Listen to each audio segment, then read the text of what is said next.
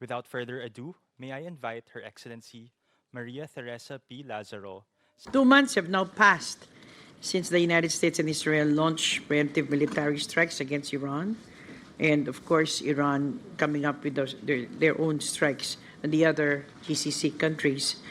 Well, the United States and Iran have still trying to announce a definite diplomatic solution in sight, and the vital Strait of Hormuz still remains severely restricted.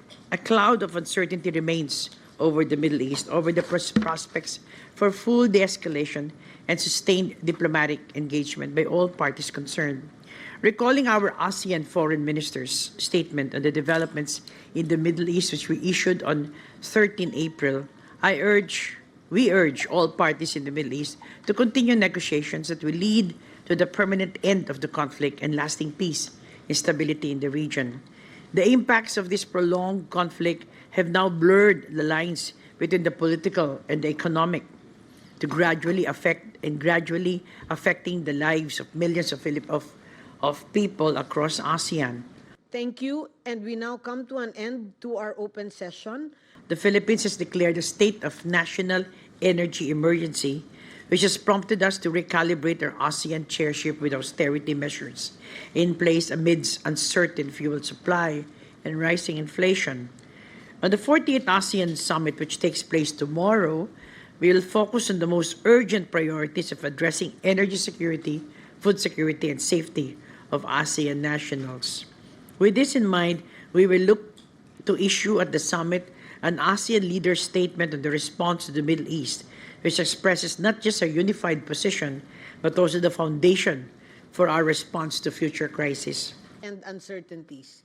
This is precisely why this joint meeting. ASEAN has weathered many types of crises, whether they be natural disasters, financial meltdowns, or even a once-in-a-generation pandemic, by leaning into our values of coordination, openness, and unity to prioritize support for each other. Presence today, which speaks volumes of your strong sense of responsibility.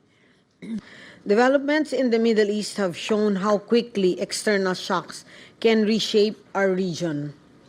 What began as a distant crisis is now affecting energy prices, supply chains, and economic conditions across ASEAN.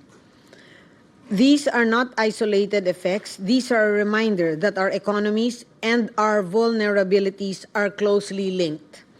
We are already seeing the consequences. Higher fuel and food prices are straining households. Clear priorities: strengthening coordination to stabilize energy supply and manage price pressures. Addressing risk to food security and supply chain disruptions early, and ensuring that our businesses, particularly the MSMEs, are supported so they can continue to operate and to grow. May I request members of the media to kindly leave the room as we